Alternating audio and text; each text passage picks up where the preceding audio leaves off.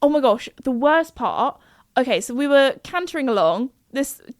Bear in mind, this is not my horse that I'm riding. Cantering along, and then my friend Lauren up ahead goes, "There's a snake." Do you know what they needed? They needed a National Trust tea shop. That is what they needed.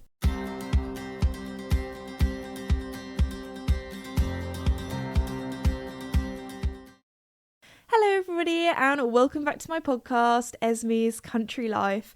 If you are watching this on the Esme's Country Life YouTube channel, you'll see that I am back in England. I'm back home again after my travels in Florida. I had so much fun, but do not worry, I still have lots to update you on my trip. So that's what we're partly going to be talking about today. But before we begin, I just want to say a huge thank you to the sponsor of the podcast, Red Post. Red Post is an equestrian and country store based in the UK, but they also ship all over the world. Also, coming up very soon is Safety Weekend on the 20th and 21st of April, so look out for that for some awesome safety deals, tips and tricks from Red Post. Also, exciting news, I can finally tell you that my meet and greet this summer, the tickets go on sale on the 1st of May, so look out for that. I'm only doing the one day at Red Post this summer, so tickets will probably sell out quickly, and as always, I like to let you guys on the podcast know all the information first. But anyway, let's get into where I was before. So Palm Beach, Florida. That's how we got to. Just did the road trip down and we had arrived at our hotel. Now Palm Beach, we were actually in West Palm Beach and oh my goodness, it was nice. We were staying in the nice part, so that was very cool, because we had the option of staying there or staying in Wellington, because a lot of the work and stuff that I was doing was actually in Wellington. But let me describe Wellington to you, because I mean I've only been there once. This is from my very brief kind of trip there, but Wellington, if you can imagine a horsey town, but there's just like horses everywhere. There are a lot of like gated communities, and you go in there and there's just horse barns everywhere you go. It honestly looks like my dream Pinterest board, because it's just fancy barns and stables after the other, and everything is very immaculate. So there's like palm trees and flowers, and everything's like mown, and there's no rubbish. It's just very, very pretty. A lot of money in that area. And also around there, something that's very cool, because obviously Florida, there's a lot of rain out there. There's actually like lots of canals, and there are lots of like horse tracks or horse paths that are like made of like kind of sand, I believe. So people can just like hack around from like barn to barn, go and see their friends, which sounds very cool. But also there's horse crossings as well. So I do know that we do actually have horse crossings in the UK, because I saw one online. Also, I think I might have seen a horse crossing. This was a long time ago now, but when I was learning to drive at 17, when I was doing my driving theory, I'm pretty sure in one of the like safety learning videos that I watched, or maybe it was in a book, there was a picture of a horse crossing. So we do have them in England, but they are pretty rare. They look like a normal like crossing, but with horses. Also, one thing that I found really weird, which I can't remember if I said in the previous episode or not, was your crossings in America, I don't know if this is a Florida thing or like a whole US thing, but you guys, they don't make noises. They don't make noises when you want to cross the road, which really threw me, because, you know, being in somewhere new, I quite like to have a little look around. I'm always looking at seeing what's happening, all the cars going by, all the like buildings, trees, I don't know. I'm just a nosy person. I'm also sometimes, a lot of the time, in my own little dream world. So anyway, we were standing at the level crossing, pressed the little pedestrian crossing button, and we were standing there, and then we realised, oh goodness, I also have a bad habit, even if with crossings in a different country, I always say, oh, it's green, we can go, even though the American ones, they don't turn green. There's just like a little walking person, I'm pretty sure, that's white, so it doesn't actually go green, but I still go, okay, it's green, we can go. But anyway, they don't make a noise. There was no noise, because in the UK, I'm used to the like beep, beep, beep, beep, beep, beep, beep. So if somebody's like visually impaired, they know because of the sound. I know that some actually you can, there's it, which is quite interesting, which I learned from the internet. If you didn't know, there's like a little thing that you can put your hand on, and apparently it like buzzes or like it moves or twists or something. So if you're visually impaired, you can also like feel it to find out if you can cross the road. So that's quite cool, but I didn't see any of them on the American ones. So yeah, that was one thing. We were just standing there, we didn't realize because we were waiting for some sort of noise to go. Also, the level crossings in Australia, they make a really cool noise. I don't know if that's just me. Australians, I like your crossings. Anyway, sorry, back to the horse crossing. So yeah, there was just this town, and it was just everything was horsey. It was very cool. There were loads of tack shops as well that we drove by. But yeah, so we were mainly there because they obviously have the show at Wellington, which is also wild to me because, it's one of those shows that go on for so long. Like, it goes on for weeks, months, goodness knows how long. Anyway, so we were there right at the end because they had the $5,000 Rolex... No? 500,000. Oh, goodness. I had a little dyslexia moment then. Sorry. Even though £5,000 is a lot of money, sorry, it was the £500,000 Rolex Grand Prix. So that was very cool. We were there with Wellington and obviously got really good seats, got to see it all, did some filming, had a little walk around. The showground there is beautiful as well. Very different to the World Equestrian Centre.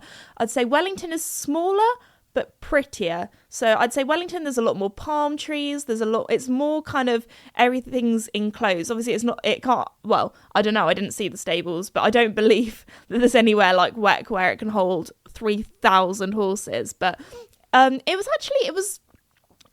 that really surprised me about both shows was that there wasn't many like people there, as in like general public. When you think of the UK, we have like big events, show jumping things, like even stuff like Hoy's, Olympia, the London International Horse Show, you guys know what I mean.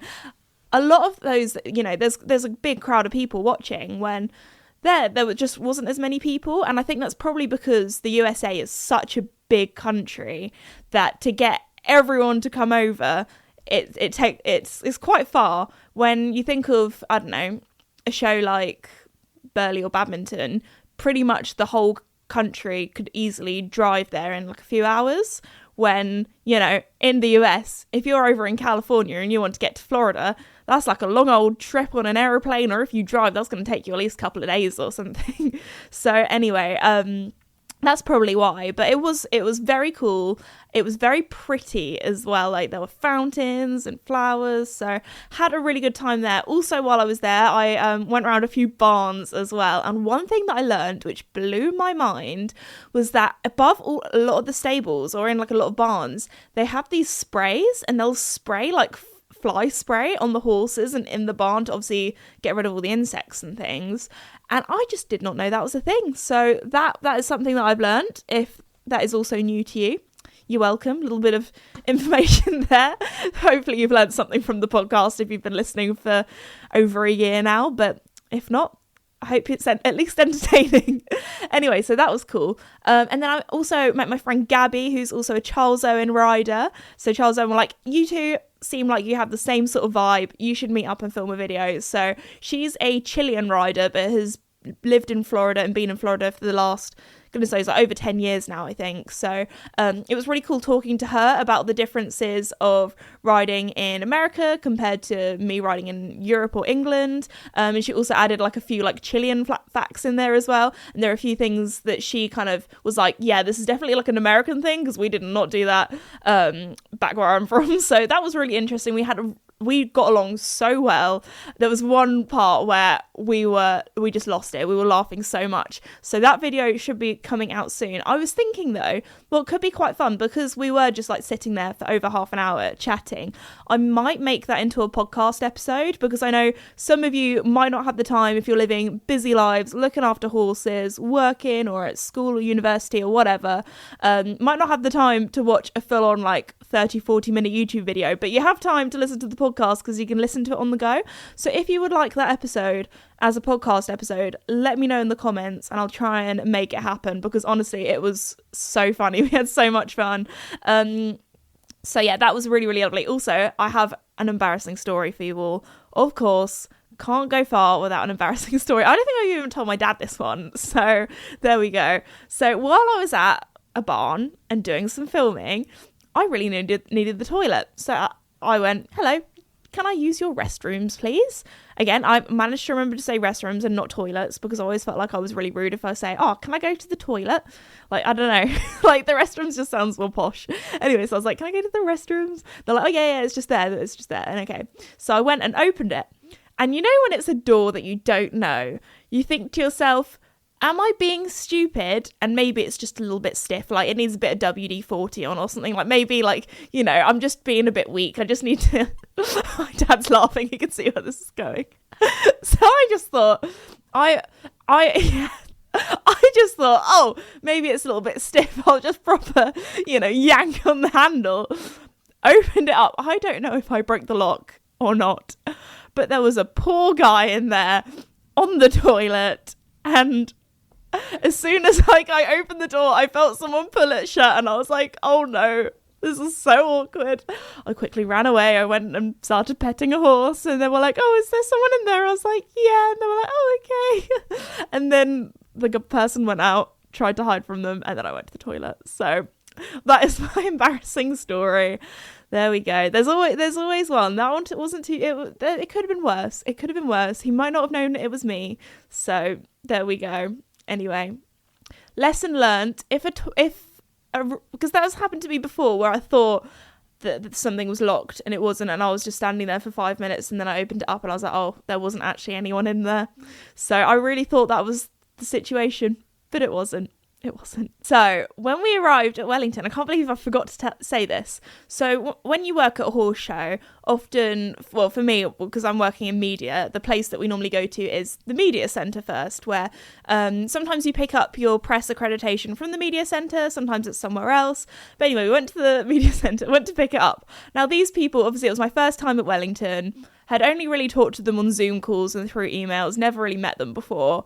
Got there, and what's the first thing we see? So I'm all there, like dressed up, trying to look professional for like these new people I've never met before, and Dad obviously had forgotten to send in photos for our press passes. Oh, I actually have quite a lot of press pass photo stories, because when I first started working for the FEI, they took a picture of me, which I was not expecting, when I first arrived, like just got off an aeroplane kind of thing, for Gothenburg, and that was in 2019, I want to say. 2018, I think it was. Anyway, it was a long old time ago, and so I look like an absolute fetus. I look like a child. I look like a baby fresh out the womb. So anyway, every single time I go to an FEI show, they use that one photo. Every press pass I have, it is that photo. Like, once the FEI take a photo of you, that's it. That is your photo for life. I don't care if you're 62 and that photo was taken 50 years ago. That is your photo, kind of thing. So yeah, anyway, that's another little funny story. And then, anyway, so what did the Wellington team do to get our photos? They went on to... so my photo was actually a very nice one of me wearing Fairfax and Favour that they just got off my Instagram, so that was lovely. But with my dad, they managed to find, like, I don't know if it was his Facebook or like his private Instagram that he doesn't use anymore, because he actually just messages all his photographer friends on my Instagram, and sometimes people don't know that it's my dad messaging them and not me. But you can probably tell because I use a lot more emojis and my dad doesn't use emojis, so there we go.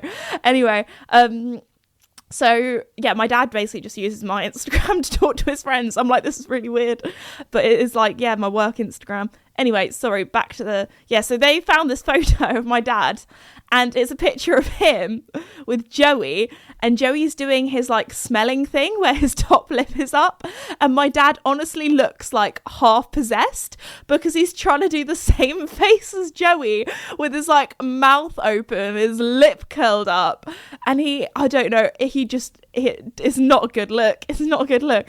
So we're here having business meetings with people in America that we've never met before, and my dad's walking around with this picture of him and Joey around his neck doing a stupid face, and it's like, oh goodness. But apparently it's not the first time that the Wellington press office has done this, because another lady came up to us and was like, oh yeah, they did that to me once, and I'm pretty sure I even submitted a photo, and they got a photo of me in like my bikini, like swimming with dolphins or something. So anyway, that is a little warning to you. If you ever do anything with the Wellington media team, make sure you send in your press pass photo, because if not, it might be one that you regret. At least they don't have my best friends on Instagram, on their private Instagrams, because every time it's my birthday, you best believe they post the most unflattering photos of me. So there we go. That was a little funny story for you all. What else? Oh my gosh, I haven't even told you about... Okay, so sorry, back to West Palm Beach where we were staying. I can't remember if it was before or while I was in America. I think it was maybe when we just arrived. The SKIMS team were like, hey, heard you're in Florida, want to do a photo shoot with us? So I was like, yes please. So that was incredible, very cool. It's always really fun doing stuff with teams and people like outside the horsey world, and kind of I felt like a proper influencer, even though I don't really like that word. I like to say content creator, but I felt like one of them gals, you know. But that was really good fun. That went so well. Okay, so I have this story, and I don't know if it's very professional for me to talk about, but it's to do with SKIMS, and it's quite funny. So the other day, because obviously I'm back home in England now, we went out for a lovely roast to celebrate my granddad's birthday. So I was with my granddad and my nana, and anyway, my nana was saying, because she's like my biggest fan, she like always like watches all the stuff on my Instagram and things like that, and she was looking through my stories, and she was looking at all the SKIMS stuff I was doing, and she was like so lovely to me, saying how like amazing I looked. It was very, very sweet. She's like my biggest fan. But anyway, she said the only thing that I was a bit concerned about though was that she clicked on the link that I put on my stories, like get the look with SKIMS, because if you didn't know this, when content creators work with brands, especially if they're doing like story posts and they have like a link, that link has like a special URL so they can see how many people click through. So if you ever want to help out a content creator, you don't even have to buy anything, just click on the link through to the website. That helps us out, because after its stories have been up for so long, you have to send it through screenshots of how many people have clicked on the link, how many people have clicked on like the @ for the brand to see like how much traffic you can drive through. That's kind of how it works, if you didn't know. But anyway, so my grandma clicked on the link to like, I don't know, see the dress or whatever I was wearing. And that same sort of weekend or time, SKIMS had actually launched a collection which was like a lingerie wedding kind of, not the stuff that I was shooting. I was shooting like athleisure, like leggings and a cute top, pajamas, like a nice dress. I wasn't doing underwear modelling. So my grandma got onto the bit of SKIMS, which was lacy underwear and other kind of more sexy bits and pieces, which is, I don't really like talking about underwear, or like, I don't know if that's, I'm a very British reserved gal when it comes to those sort of things. And my grandma thought she was on the wrong website, because she was like, this is not what my granddaughter is wearing. So yeah, I thought I would share that funny story, because it really tickled me. She kept on saying, I thought you put the wrong link and someone had put something dodgy on it and I was going through to the wrong website. But no, they just do other things, but that was not the stuff that I was promoting. Anyway, moving on. My time in West Palm Beach was actually really good fun, because right at the end of the trip, we actually had, to be fair, we did schedule in like a few days to try and have a rest so we didn't get ourselves burnt out. But we kept having people being like, come to my barn, come film a video. So we only come for a ride. We only had like 1 or 2 days, maybe like an afternoon and a day free. I say free. We spent those days editing and filming podcasts, but we did have like one day where we were like, oh, let's go for a little mooch about West Palm Beach, have a little walk around, and It was very fancy. There was like, we walked past a McLaren garage, we walked past some fancy shops. Where we were actually staying was quite nice because it was like a short walk to like a pedestrianised kind of area where they had loads of shops and places that you could eat and things, which were a little bit on the pricey side, but we did manage to find some bits that were within the budget. But yeah, no, we had such a lovely time. We decided, you know what, we're going to walk to the beach one day, which probably, I don't know, did it take us about an hour there and back? So we went on this hour walk. Me and my dad went on a little hot girl walk together. And so that was good fun. But one thing, so we thought, oh, it's about half an hour there, half an hour back. We'll walk up there and on the beach, we'll grab like an ice cream or a drink or something, because in the UK, or even just in anywhere in Europe, to be honest, if there is a beach, there is often thousands of cafes, touristy places, and there just wasn't. It was just a beach, and it was just like hotels or condos, and we were like, where can we grab a coffee or an ice cream or something like that? No, not at all. Do you know what they needed? They needed a National Trust tea shop. That is what they needed. Any like popular coastline, there is often some sort of tea shop in the UK. But no, there wasn't anything. So I had to like get up my little maps and I was like, Siri, please find me somewhere where I can get a drink. I'm so thirsty. So we found this. We didn't even. There was one place and it was closing, and we're like, you know what, we're just gonna have to walk back to the hotel.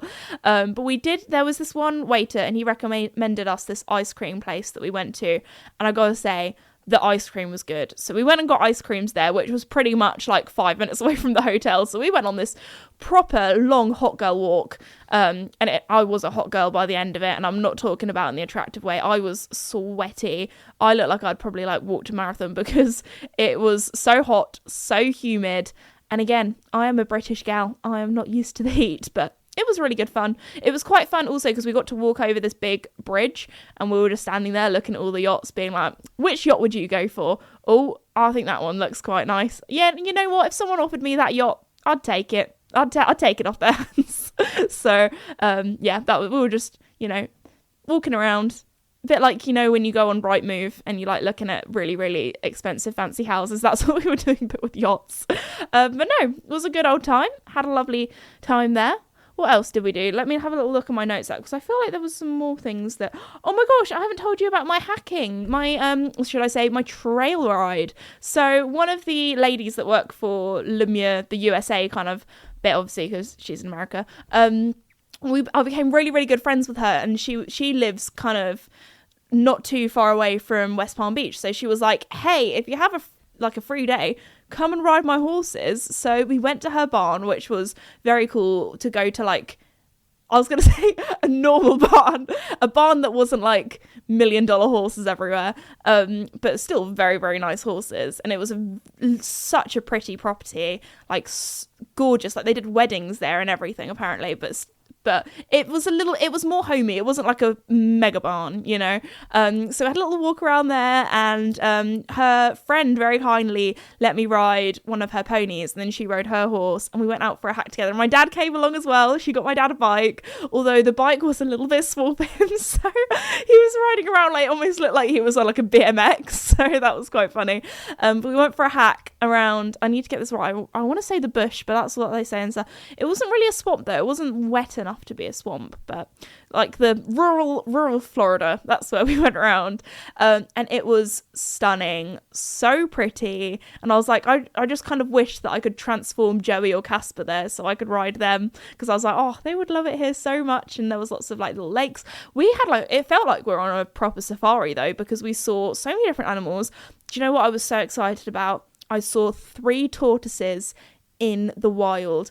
I love tortoises and turtles. They are one of my favourite animals. When I think I was about 12, 13, I was obsessed. I would watch so many YouTube videos on what you needed for your pet tortoise, how to set up a tortoise enclosure. I wanted a tortoise so bad. I did not ever get a tortoise, because if not, I would still have it, because they live for years and years. We did actually look after a friend's tortoise once for... it was for their grandsons, and it was their Christmas present. So we looked after the tortoise kind of like basically the whole of December, because the parents couldn't just like have this tortoise in the house. So they came and picked it up like Christmas Eve and then surprised it for the boys. So that was really cute. But yeah, we looked after that tortoise for, I think it was called Gwen. Was his name? I think its name was Gwen. So anyway, Gwen the tortoise. She was very cute. So I kind of got my tortoise fix then, but that was only a few years ago, not when I was in my full tortoise obsession. But I don't know, that's such a random thing to be really love. But I do love any animals. I'd love to take in. Oh, there was this really cute bearded dragon that I saw on TikTok, and I was like, oh my gosh. They would take it on walks and things as well. Obviously, I don't really know much about bearded dragons and the care that they need. But anyway, continuing on. Back to our hack, sorry. So we saw tortoises in the wild. I saw a baby raccoon, and I was like, oh my gosh, this is so exciting. I felt like I'm living the American life seeing raccoons. And I bet to like any American, like seeing a raccoon is like us seeing like a fox in a bin in your local town rooting around the bins or something. But I was like, oh my gosh, a raccoon. So that was exciting. Do you know one thing that I was sad that I didn't see? Armadillos. I love armadillos. I got onto armadillo Instagram reels, and I don't know what it is, but I just think they are so cute. And for some reason, I always thought armadillos lived in Africa. They just, or Australia. They look like, you know, a deserty kind of creature. But when I found out that they're in Florida or in America, I was like, shut the back door. I wanna go and see an armadillo. I did not see any armadillos, so that was very sad. But we did see some deer, which, I mean, we do have deer in the UK, but American deer, they were different. What else did we see? Oh my gosh, the worst part. Okay, so we were cantering along. Bear in mind, this is not my horse that I'm riding. Cantering along. And then my friend Lauren up ahead goes, there's a snake. Now, I think I do, like, I've said this before on the podcast, either my hearing is really bad or I do have a little bit of slow processing with my dyslexia. But sometimes it takes me like a few seconds to understand what somebody has said.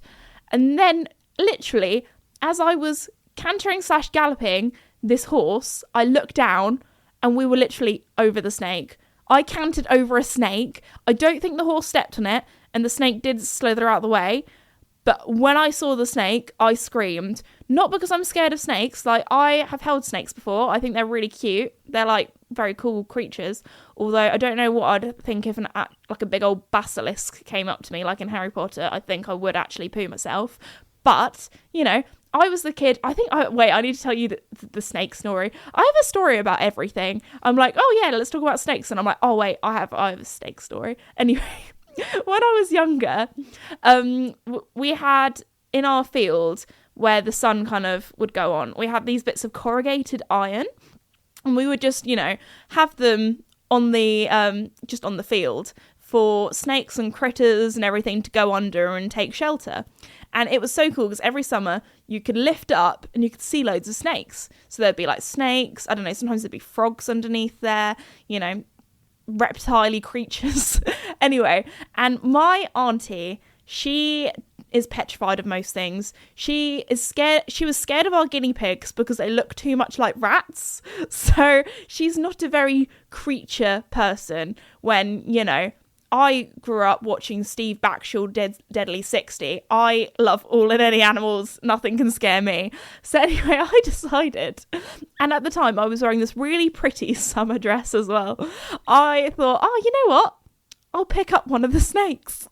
So this grass snake, because in the UK we don't really have any like dangerous creatures. All of our animals are pathetic. We do have adders, which could probably maybe, you know, hurt or kill a very small child, but most of the time you're gonna be all right. So I decided to pick up, and also I was that kid that knew the difference between adders and grass snakes, so I picked up this grass snake, and it was so scared it pooed down me. Now, bearing in mind I was probably about 7 or 8 at the time, my auntie was petrified. She thought I was some sort of child from a horror movie who had gone and, you know, was picking up this snake and talking to it like some sort of absolute weirdo. So I can definitely say that I'm not scared of snakes. But do you know what I was scared of? I thought, number one, I'm in a foreign country. I don't know if this snake is going to be deadly or have some sort of poison in it.